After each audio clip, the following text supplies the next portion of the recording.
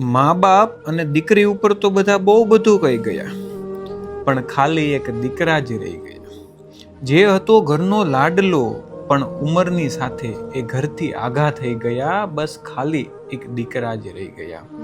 વર્ષો પહેલા જે હતો ઘરનો લાડલો, મન ફાવે એમ કરતો, લેવું તે લેવું ને જોઈએ તે જોઈએ, મનમાની કરવા વાળા અને રાડો નાખવા વાળા આજે ચૂપ થઈ ગયા. બસ ખાલી એક દીકરા જ રહી ગયા. બધાનું સાંભળવામાં ને સાંભળવામાં એનું બધા સાંભળતા બંધ થઈ ગયા. બસ ખાલી એક દીકરા જ રહી ગયા. ઘરમાં બધાના સપના પૂરા કરવામાં એના પોતાના સપના ચકનાચૂર થઈ ગયા. બસ ખાલી એક દીકરા જ રહી ગયા. ઘરથી ઓફિસ ને ઓફિસથી ઘર એ ધક્કા ખાતા થઈ ગયા. બસ આમ જ ખાલી એક દીકરા રહી ગયા. ઉંમર થતાં એના લગ્ન થઈ ગયા, અને લગ્ન પછી માવડીઓ અને બાયુ ઘેલો એમ બે ભાગલા થઈ ગયા.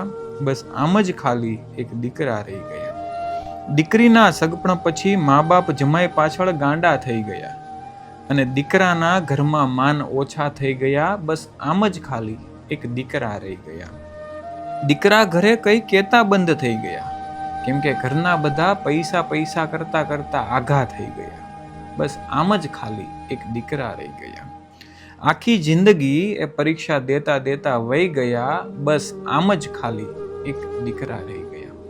મિત્રો, કાંઈ ઘટતું હોય તો કોમેન્ટ કરજો. હજી ઘણી બધી લાઈન લખી શકાય, કેમ કે કવિ તો કોઈ દિવસ નહીં લખે દીકરા ઉપર, આપણે જાતે જ લખવું પડશે.